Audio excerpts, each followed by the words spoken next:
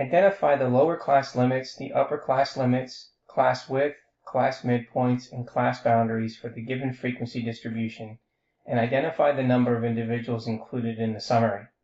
So here we have our age when award was won, and this is in the year. So we have 1, 2, 3, 4, 5, 6, 7 classes, and there's our frequency. Now the first thing we want to do is we want to identify the lower class limits. Well, the lower class limits are going to be the numbers on the left here. So the first lower class limit is going to be 20. The next one is 24. And then the next one is 28, 32, 36, 40, and then 44. Now again, those represent the lower class limits. Let's check our answer, and there's our result. Now we want to be able to identify the upper class limits. So the upper class limits are going to be the upper numbers of those classes. So we're going to start with 23. So we have 23, 27, 31, 35, 39, 43, and 47.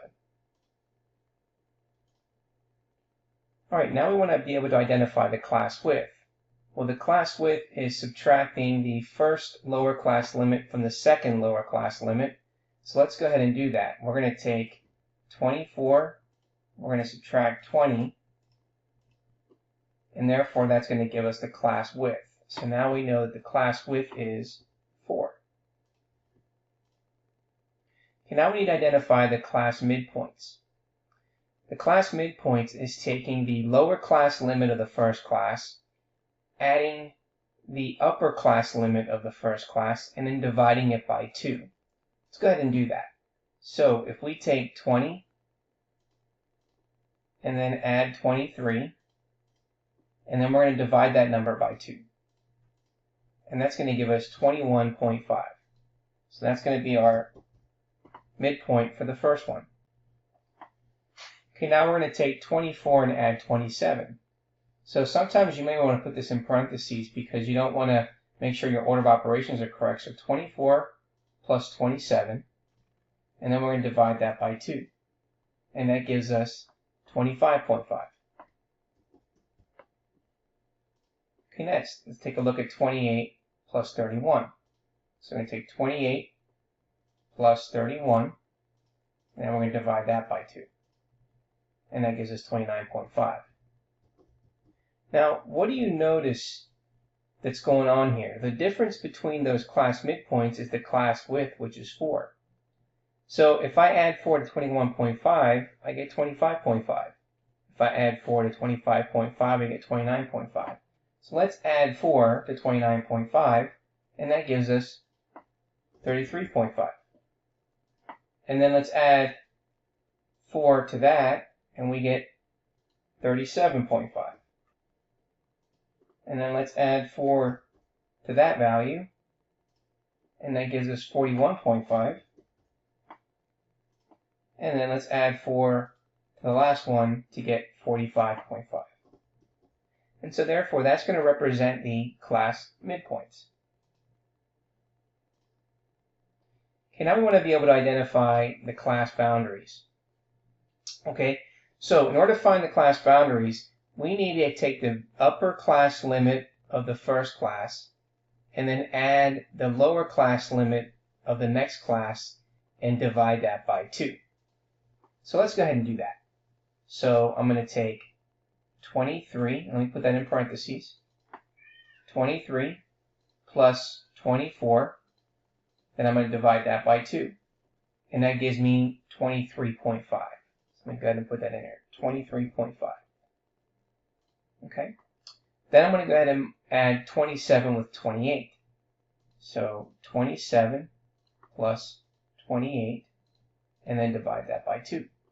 And then we get 27.5. Okay, next we're going to take 31 and add 32. And then divide that by 2. And that gives us 31.5.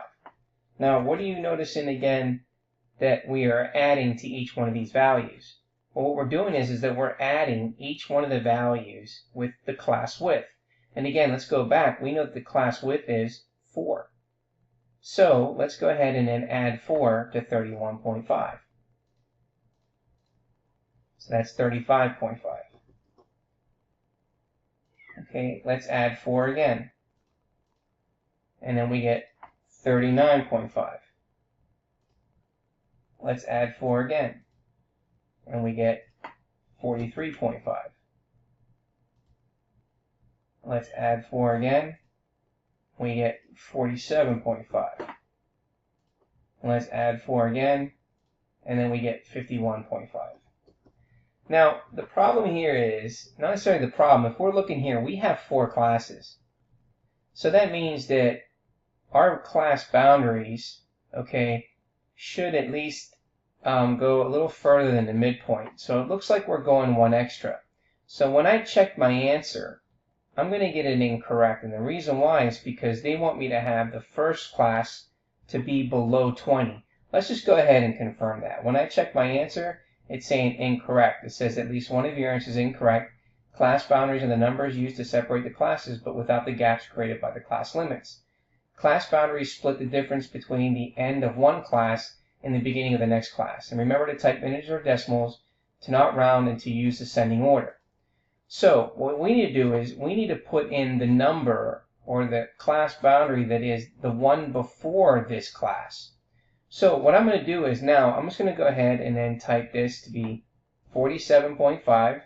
This is 43.5, 39.5, 35.5, 31.5, 27.5, and this is 23.5. So how am I going to figure out what this number is going to be? Well, remember the class width is 4. So we're going to take 23.5, and then we're going to subtract 4, which is the class width, to give us 19.5. So let's go ahead and put that in there. Now 19.5 is going to be lower than that number 20. So let's see what we get. And there is our answer.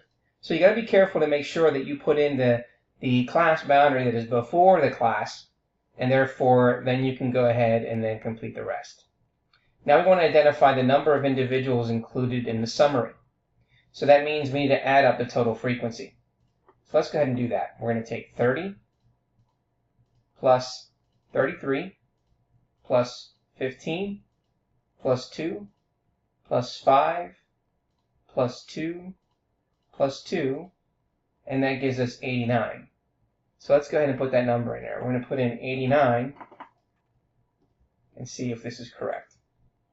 And there is our result. So again, as I stated before, be careful here so that once you figure out what is the class width, then you can figure out the differences between the class midpoints and the class boundaries. But again, it's still important to understand that to find the class midpoints, you're adding the lower class limit with the upper class limit and dividing it by 2. With the class boundaries, you're adding the upper class limit of the class with the lower class limit for the next class and dividing it by 2.